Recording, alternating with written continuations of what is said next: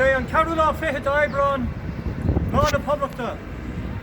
Bé an ceúlá fiche d'Aibreán an céad lá d'éirí amach níideach séide agus bé an lá sin a lé Pádraig Mac Piaras amach an seo agus sémas ó Chaníla in na Híomh fuór in na Cásca fuór in na Publiachta níideach séide.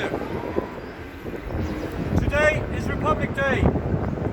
In the many important days in our long history, our long and unfinished history of struggle, surely one of the most important. It is the date of the first day of the 1916 Rising, an event recognised by all historians who have anything to say on the matter as being intimately connected with the results of the 18 general election in Ireland, to the creation of the First Dáil in 1919, and to the beginning of the War of Independence on the same day. We also call the 24th of April Republic Day because on that date, at 12 noon, as you've heard at this spot, the Proclamation of Independence was read out by Patrick Pearse with James Connolly by his side. And what a document that proclamation was and is. What a document it was and is. At a time when women hardly anywhere in the world had even the right to vote, the proclamation addressed itself to Irish men and Irish women. The implication of equality was clearly there and was repeated further on when the document spoke of the Republic claiming the allegiance of every Irish man and Irish woman. And more explicitly still, when it stated that the Republic guarantees religious and civil liberty to all its citizens and in cherishing all the children of the nation equally. Sisters and brothers, that document is an important one in world history, as was the participation of the first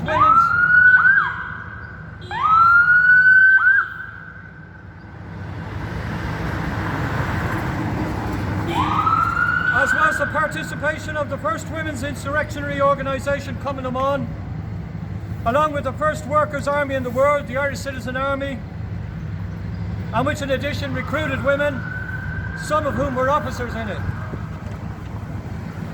But to return to our Republic Day, April 24th, it is to commemorate a giant step on an unfinished journey.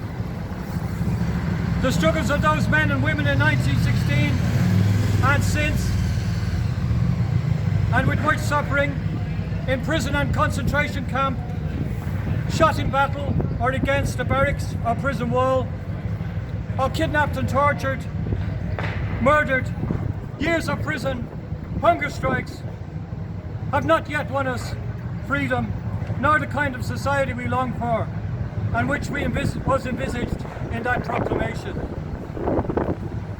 Of an evening at this very spot, we can witness queues of poor and homeless people being fed by charity volunteers.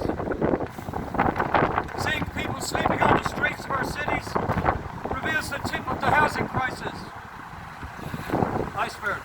The treatment of the Cleary's workers across the road some years ago, and the disgraceful attacks on Debenhams workers this week underline in whose interest the state is run.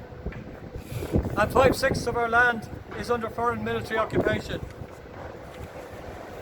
Brothers and sisters, that is not what the men and women who came here and to other battle stations on April 24th fought for. It was not for that they dared the largest empire the world has ever seen. But we keep their aim in mind and their flame in our hearts. We in the Safe Moor Street from Demolition Campaign Group do not normally organise this event to commemorate Republic Day, but we have been coming here to support the one who led this campaign, Tom Stokes. Tom Stokes was an independent socialist Republican who had been involved in a number of Irish campaigns for legal, social and economic justice, including the right to water struggle. but also in actions of internationalist solidarity with struggles for justice and freedom abroad. Tom was also very much in support for equal rights in gender and sexuality, and in promoting the role of women in the struggle for Irish freedom and in social reform. In the last few years of his life, Tom developed a campaign for the recognition of April 24th as Republic Day. He argued that Easter Monday falls on a different date that varies from year to year, as well as being an origin a religious one. But the 24th of April is a fixed date on the calendar, and its sole function would be to commemorate the 1916 Rising and the ideals expressed in the proclamation that was read out here on that date. We hear that certain political parties want to name April the 18th as Republic Day, the date on which in 1949 this 26-county state took its overall constitutional form. Whether proposed by blue shirts or green shirts, such an act would be a travesty of the ideas that were expressed and fought for here.